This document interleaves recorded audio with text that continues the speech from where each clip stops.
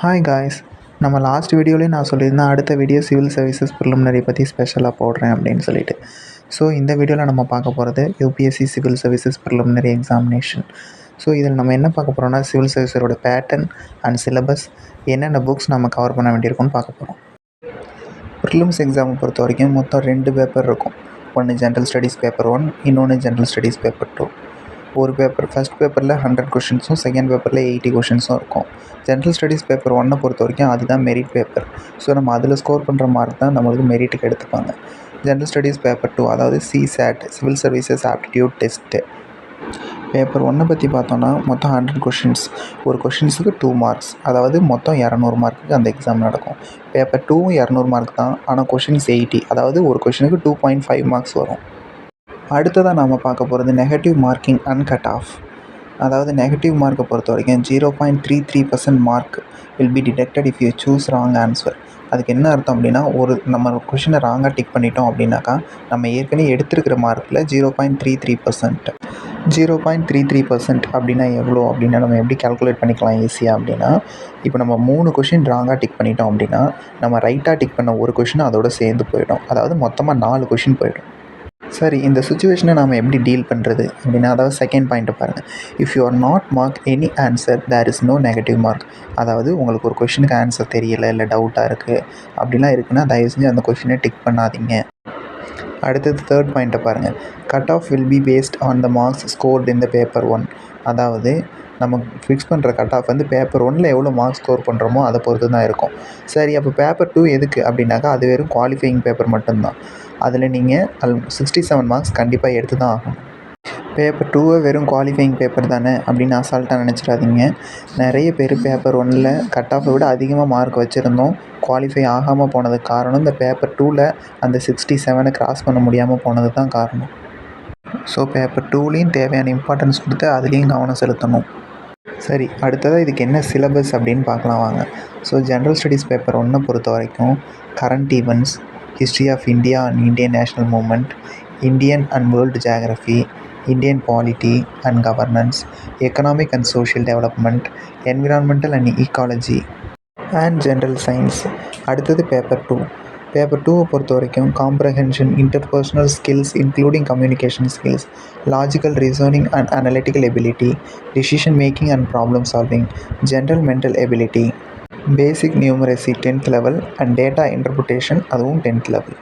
So இந்த சிலபஸை cover பண்ணுறதுக்கு என்னென்ன மெட்டீரியல் தேவை அப்படின்றத பார்க்குறதுக்கு முன்னாடி இந்த எக்ஸாமோட பேட்டர்ன் என்னன்னு ஃபஸ்ட்டு பார்த்துருவோம். இந்த எக்ஸாமை பொறுத்த வரைக்கும் 2 பேப்பருமே காலையில் ஒரு பேப்பர், மதியானம் ஒரு பேப்பர் ஒரே நாளில் தான் நடக்கும். ஸோ ரெண்டுமே அப்ஜெக்டிவ் டைப் கொஷின்ஸ் தான் கேட்பாங்க. நம்ம ஓஎம்ஆர் ஷீட்டில் ஃபில் பண்ணுற மாதிரி தான் இருக்கும்.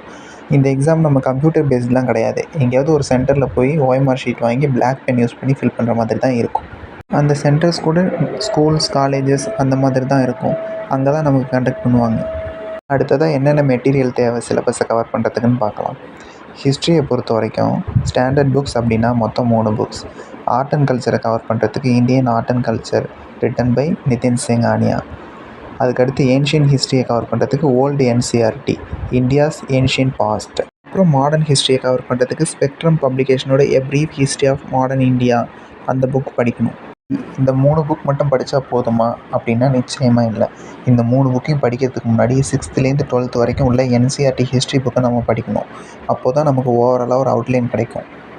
என்சிஆர்டி புக்லேருந்து நமக்கு கிடைக்கக்கூடிய அவுட்லைன் தான் நம்ம ஒரு விஷயத்தையும் ஈஸியாக ஞாபகம் வச்சுக்குவோம், அதை இன்னொன்றத்தோட இன்டர்லிங்க் பண்ணவும் நமக்கு ரொம்ப ஹெல்ப்ஃபுல்லாக இருக்கும். ஸோ கண்டிப்பாக என்சிஆர்டி புக்கை ஃபஸ்ட்டு படிச்சிருங்க. அதுக்கப்புறம் இந்த 3 புக்லேயும் கான்சன்ட்ரேட் பண்ண ஆரம்பிங்க. ஜியாகிரஃபி. அடுத்தது ஜியாகிரஃபியை பொறுத்த வரைக்கும் ஸ்டாண்டர்ட் புக்னால் அது ஒன்று தான், ஜிசி லியாங்கோட certificate physical and human geography. அப்போ வேறு என்ன தான் படிக்கணும் அப்படின்னா என்சிஆர்டி புக் தான். 6th 12th வரைக்கும் உள்ள என்சிஆர்டி படிக்கணும். முக்கியமாக 11th and 12th இருக்க அந்த 4 புக்கு ரொம்ப முக்கியம். உங்களுக்கு எத்தனை தடவை டைம் கிடைச்சாலும் திரும்ப திரும்ப அதை நீங்கள் படிங்க. இந்த 4 புக்ஸ் போக ரெகுலராக கரண்ட் அஃபேர்ஸ் ஃபாலோ பண்ண வேண்டியிருக்கும் ஜியாகிரஃபியை பொறுத்த வரைக்கும். ஏன்னா புக்கில் ஸ்டாண்டர்ட் புக்லேருந்து இருக்கக்கூடிய கொஷின்ஸ் மட்டும் வராது. மெயினாக ஜியாகிரஃபியை பொறுத்த வரைக்கும் கரண்ட் அஃபேர்ஸ் அதிகமாக வரும். அடுத்தது இந்தியன் பாலிட்டியை பற்றி சொல்லணுன்னா ஒரே ஒரு புக்கு தாங்க, இந்தியன் பாலிட்டி பை லக்ஷ்மிகாந்த். அந்த ஒரு புக்கு தான் நம்ம ரெகுலராக ஃபாலோ பண்ண வேண்டியிருக்கும். அதோடு சேர்த்து கரண்ட் அஃபேர்ஸும் ஃபாலோ பண்ண வேண்டியிருக்கும். இதில் என்சிஆர்டி புக் அப்படின்னு எடுத்துக்கிட்டோம்னா அவர் கான்ஸ்டியூஷன் அட் ஒர்க் அப்படின்ற ஒரே ஒரு புக் மட்டும் நம்ம ஃபாலோ பண்ண வேண்டியிருக்கும். அதில் சில பேசிக்ஸ் நம்ம அண்டர்ஸ்டாண்ட் பண்ணிக்கிட்டு அதுக்கப்புறம் இந்த லக்ஷ்மிகாந்த் புக்கை ஃபாலோ பண்ணால் ஈஸியாக இருக்கும். அடுத்தது எக்கானமிக்கும் ஒரே ஒரு ஸ்டாண்டர்ட் புக் தாங்க, Indian economy by Ramesh Singh. அது போக 9th-லேருந்து 12th வரைக்கும் உள்ள என்சிஆர்டி புக்ஸை நம்ம ஃபாலோ பண்ணோன்னா நமக்கு எக்கனாமிக்ஸை பொறுத்த பேசிக்ஸ் நமக்கு தெரிய வரும். அந்த பேசிக்ஸ் புரிஞ்சு நம்ம கரண்ட் அஃபேர்ஸை ஃபாலோ பண்ண ஆரம்பித்தோம்னா mostly questions are based on the current affairs only. So நமக்கு பேசிக் தெரிஞ்சால் தான் நம்மளால் அந்த கரண்ட் அஃபேர்ஸை புரிஞ்சிக்க முடியும். அதனால் என்சிஆர்டி புக்கை கண்டிப்பாக படிங்க. எக்கனாமிக்ஸ்க்கு இது போதும். அடுத்ததாக நாம் பார்க்க போகிறது environment and ecology. Environment and ஈக்காலஜியை பொறுத்த வரைக்கும் questions are only based on current affairs. So we have to understand the current affairs. நம்ம கரண்ட் அஃபேர்ஸ் புரியணும் அப்படின்னாக்கா ஃபஸ்ட்டு நமக்கு ஏதாவது ஒரு ஸ்டாண்டர்ட் புக்கில் நம்ம பேசிக்ஸ் எல்லாம் படித்து வச்சுருக்கணும். அதுக்குள்ள புக் தான் environmental studies from crisis to cure, written by Rajagopalan.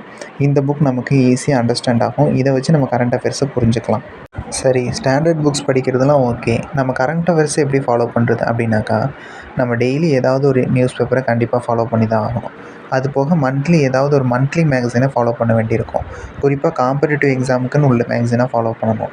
அது எதுவாக வேணாலும் இருக்கலாம். சிலர்லாம் ஏதாவது ஒரு கோச்சிங் இன்ஸ்டியூட்லேருந்து ப்ரிப்பேர் பண்ணுற மந்த்லி மேகசினை கூட ஃபாலோ பண்ணுவாங்க. உங்களுக்கு எது ஃபீஸிபிளோ அதை ஃபாலோ பண்ணுங்கள். என்னடா எல்லாமே கொஷின்ஸ்லாம் கரண்ட் அஃபேர்ஸை பேஸ் பண்ணி தானே வரும், அப்போ இதுக்கு என்ன தான் படிக்கணும், என்ன தான் ஸ்ட்ராட்டஜி அப்படின்னா கொஷின்ஸ் எல்லாம் கரண்ட் அஃபேர்ஸை பேஸ் பண்ணி தான் வரும். ஆனால் அந்த கரண்ட் அஃபேர்ஸை நம்ம புரிஞ்சுக்கணுன்னா அதில் இருக்கிற பேசிக்ஸ் நமக்கு தெரியணும்னா அதுக்கு நம்ம புக்ஸ் படித்து தான் ஆகணும். அதுக்குள்ளது தான் இந்த ஸ்டாண்டர்ட் புக்ஸ் எல்லாம். சரி, ஸ்டாண்டர்ட் புக்ஸ்லாம் படிச்சுட்டு நம்ம கரெக்டாக கரண்ட் அஃபேர்ஸ் ஃபாலோ பண்ணால் ஈஸியாக நம்மளால் கிளியர் பண்ண முடியுமா அப்படின்னு கேட்டிங்கன்னா முடியும். பட் கொஞ்சம் கஷ்டம் தான். ஏன் அப்படின்னா இந்த சிலபஸ் ரொம்ப பெருசு. நம்மளால் எல்லாத்தையும் கவர் பண்ண ரொம்ப டைம் எடுக்கும். நம்மளும் ரொம்ப எஃபோர்ட் போடணும். எந்த இடத்துல வெயிட்டேஜ் அதிகம் அப்படின்றது நமக்கு தெரிஞ்சால் தான் கான்சன்ட்ரேஷனை அங்கே வைக்க முடியும். ஸோ எதில் வெயிட்டேஜ் அதிகன்றதை எப்படி தெரிஞ்சுக்கிறது? அதுக்கு நம்ம ப்ரீவியஸ் கொஷின் பேப்பர் ஃபாலோ பண்ணலாம், இல்லை வேறு ஏதாவது ஸ்ட்ராட்டஜி யூஸ் பண்ணலாம். நம்ம அதை யூஸ் பண்ணி வெயிட்டேஜ் தெரிஞ்சுக்கிட்டு அதை ஃபாலோ பண்ணால் தான் நமக்கு ஈஸியாக இருக்கும். ஓகே காய்ஸ், ஆல்மோஸ்ட் வீடியோவோட எண்டுக்கு வந்துட்டோம். உங்களுக்கு ஏதாவது டவுட் இருக்குன்னா கமெண்ட்டில் போஸ்ட் பண்ணுங்கள். நெக்ஸ்ட் வீடியோ ப்ரிலிம்ஸ்க்கு ஹிஸ்ட்ரி எப்படி ஃபுல் ஃப்ளெஜ்டாக கவர் பண்ணுறதை பற்றி போஸ்ட் பண்ணுறேன். இது வரைக்கும் பார்த்தது உங்களுக்கு யூஸ்ஃபுல்லாக இருக்கும்னு நம்புகிறேன். தேங்க்யூ ஃபார் வாட்சிங்.